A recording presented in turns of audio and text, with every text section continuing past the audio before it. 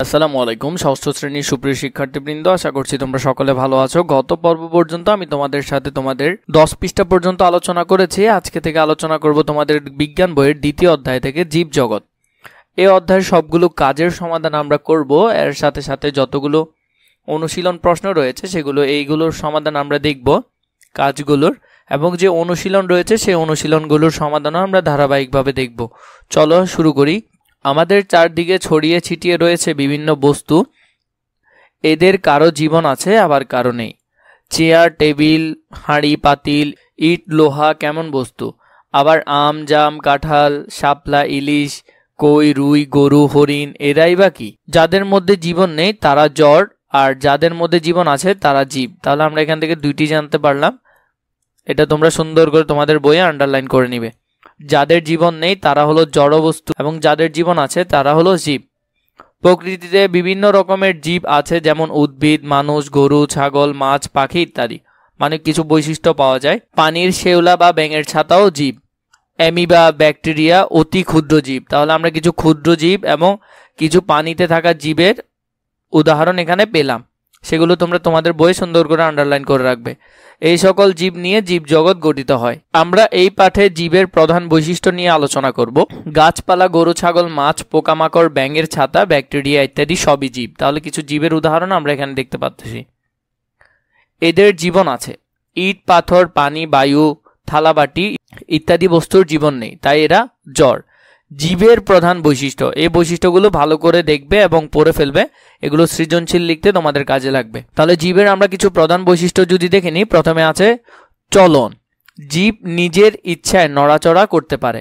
কোনো কোনো জীব এক স্থান থেকে অন্য স্থানে যেতেও পারে। উদ্ভিদ বেড়ে ওঠার সময় তার ডগা নাড়াচাড়া করে, কিন্তু একটি জড় কি তা পারে? 2 নাম্বার, খাদ্য গ্রহণ। প্রতিটি জীবই খাদ্য গ্রহণ করে জীবন ধারণ করে। একখণ্ড পাথর কি খাদ্য গ্রহণ করতে পারে? 3 নাম্বার, প্রজনন। প্রতিটি উদ্ভিদই বংশবৃদ্ধি করতে পারে। প্রাণীর বাচ্চা হয়, উদ্ভিদের চারা হয়। একটি জড় কি তা পারে? তাহলে এখানে আমাদেরকে প্রতিটি বৈশিষ্ট্য নিয়ে এবং একটি একটি উদাহরণ ওরা দিচ্ছে। এরপর 4 নাম্বার, রেচন। প্রতিটি জীব বিশেষ প্রক্রিয়ায় তার দেহে উৎপাদিত বর্জ্য পদার্থ বাইরে বের করে।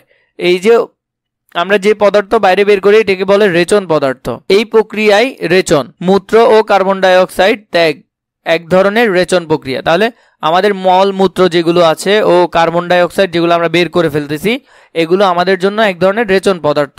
একটি জড়েতে কি এ ধরনের প্রক্রিয়া দেখা যায়? 5 নাম্বার, অনুভূতি। আমাদের শরীরে সূচ ফুটলে আমরা ব্যথা পাই। আবার চোখে তীব্র আলো পড়লে চোখ বন্ধ হয়ে যায়, কারণ সূচ বা আলো আমাদের দেহে অনুভূতির সৃষ্টি করেছে। একটি লজ্জাবতী গাছের পাতা ছুলে তা বন্ধ হয়ে যায়, কিন্তু একটি ইট বা পাথরকে ছুলে বা সূচ ফুটালে সে কি কোনো প্রতিক্রিয়া দেখাবে? এখানে আমাদেরকে একটি কাজ দিয়েছে, দলগত কাজে। তোমার পরিবেশ থেকে একটি উদ্ভিদ সংগ্রহ করো।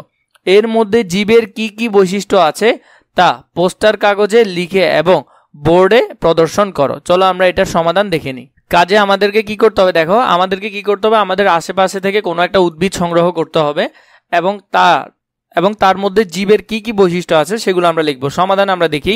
স্কুলের পুকুর পাড় থেকে একটি উদ্ভিদ সংগ্রহ করে দলগতভাবে লক্ষ্য করলাম এবং এর মধ্যে জীবের নিম্নবর্তী বৈশিষ্ট্য দেখতে পাই। চলন, বেড়ে ওঠার সময় জীবের মতো নড়াচড়া করে। 2 নাম্বার, পুষ্টি। মাটি থেকে খনিজ লবণ ও পানি শোষণ করে। 3 নাম্বারে, প্রজনন। জীবের মতো প্রজনন প্রক্রিয়ার মাধ্যমে চারা উৎপন্ন করে। 4 নাম্বার, অনুভূতি। লজ্জাবতী গাছের পাতা ছুলেই তা বন্ধ হয়ে যায়, অর্থাৎ বোঝা যায় জীবের মতো উদ্ভিদের অনুভূতি আছে। 5 নাম্বার, বৃদ্ধি।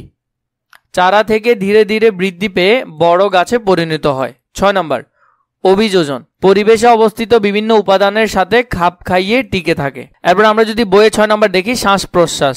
প্রতিটি জীব জন্মের পর থেকে শ্বাস গ্রহণ ও ত্যাগ করা শুরু করে। মৃত্যুর পূর্ব মুহূর্ত পর্যন্ত এই প্রক্রিয়া অব্যাহত থাকে। 7 নাম্বার, বৃদ্ধি। প্রতিটি জীব জন্মের পর থেকেই ধীরে ধীরে বৃদ্ধি পেতে থাকে, কিন্তু একটি জড় পদার্থে সেরূপ কিছুই হয় কি? 8 নাম্বার, অভিযোজন।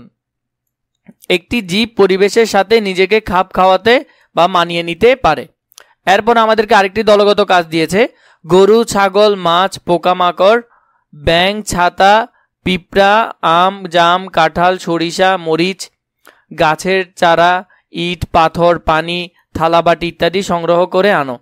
এবার এদের মধ্যে জড় ও জীব এই দুই শ্রেণীতে ভাগ করে একটি তালিকা টানিয়ে দাও। তাহলে আমরা এইগুলা থেকে কি করব, একটা তালিকা তৈরি করব। চলো আমরা দেখে নিই। এখানের মধ্যে খেয়াল করো, যেমন প্রথমে গরু, গরু একটি জীব, ছাগল একটি জীব, মাছ একটি জীব, পোকামাকড় একটি জীব, ব্যাঙের ছাতা একটি জীব। এইভাবে করে আমরা একটা বক্স করব। বক্সের মধ্যে এই সাইডে জড় এবং এদিকে জীবগুলো লিখবো। জড়ের বস্তুর মধ্যে কি আছে, ইট আছে, পাথর আছে, পানি আছে, থালাবাটি আছে।